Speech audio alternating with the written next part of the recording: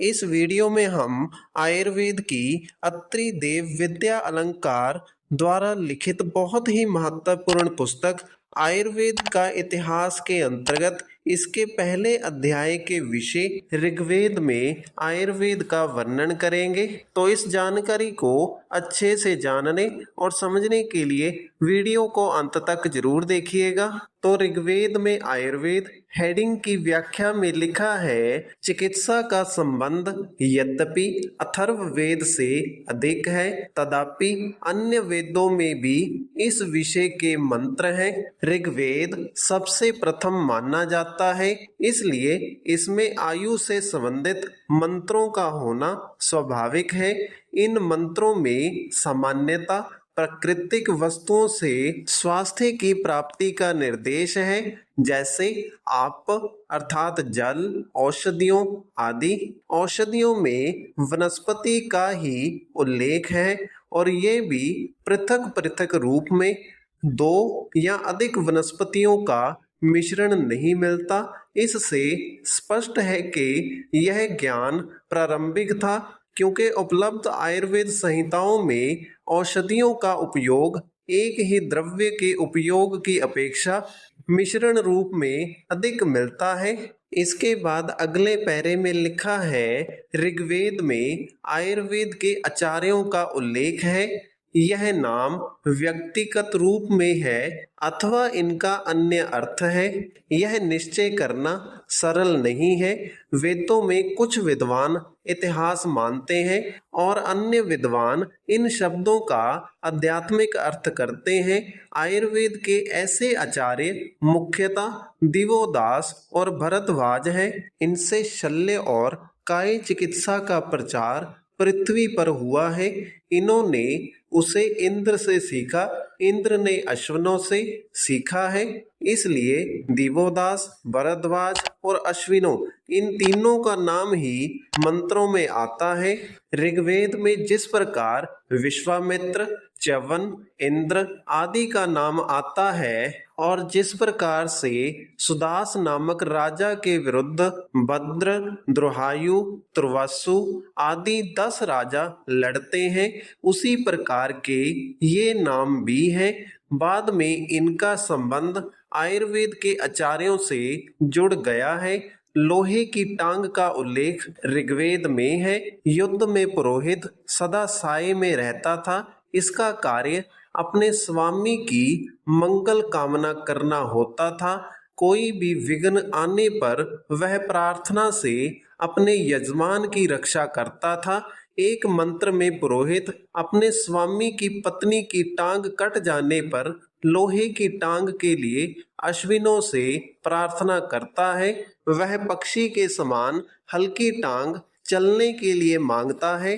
पुरोहित अगस्त्य खेल नामक राजा की पत्नी विसपला के लिए धातु लोह की टांग के लिए अश्विनों से प्रार्थना करता है कि विसपला की टांग युद्ध में कट गई है, इसलिए तुम जल्दी जाकर रात्रि में ही पक्षी के पर के समान हल्की टांग चलने के लिए लगा दो। इसके बाद अगला हेडिंग आंखों का दान का लिखा है, जिसकी व्याख्या में लिखा है, ऋजाशव को उसके पिता वृषगिर ने श्राप से अंधा बना दिया था, क्योंकि उसने वृक्क के लिए 100 भेड़ों को दिया था। इस ऋजाशव को अश्विनों ने पुनः आंखें प्रदान की थी, क्योंकि अश्विनों ही वृक्क रूप में थे।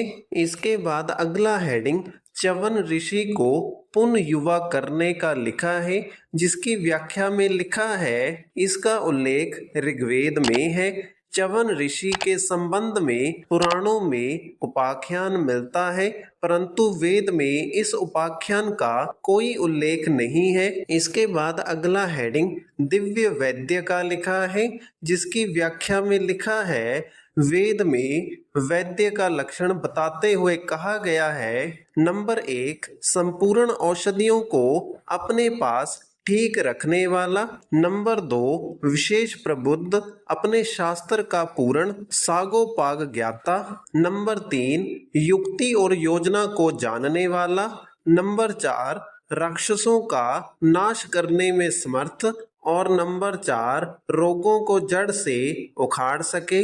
ये 5 लक्षण निम्न मंत्र में कहे गए हैं। जिस प्रकार से राजा लोग अथवा क्षत्रिय सभा में एकत्र होते हैं, उसी प्रकार से जहाँ औषधियाँ इकट्ठी होती हैं, उस विशेष मनुष्य को वैद्य कहते हैं। यही राक्षसों का हनन करने वाला और रोग दूर करने वाला कहा जाता है। राक्षसों के लिए वेद में रक्ष, असुर, यातुधान आदि शब्द आते हैं। संस्कृत में इनके लिए निशाचर, रक्ष आदि शब्द आते हैं। कृमि और राक्षस दोनों की प्रकृति में बहुत साम्य है। नंबर 1 दोनों ही अंधकार या रात्रि में आक्रमण करते हैं और प्रकाश को पसंद नहीं करते हैं।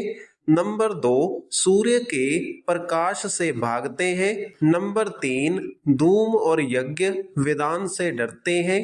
नंबर 4 दोनों को मांस और रक्त प्रिय है, उन्हीं के लिए आक्रमण करते हैं।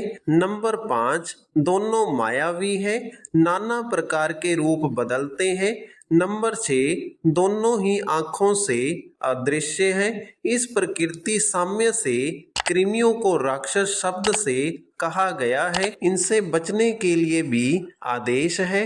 शिष्य को चाहिए कि सदा नख और बाल कटवा कर रहे, पवित्र साफ सुथरा रहे, श्वेत वस्त्र धारण करे, मन से शांत तथा कल्याण के विचार करे, देवता ब्राह्मण गुरुओं का सत्संग करे, उनसे उपदेश लेता रहे।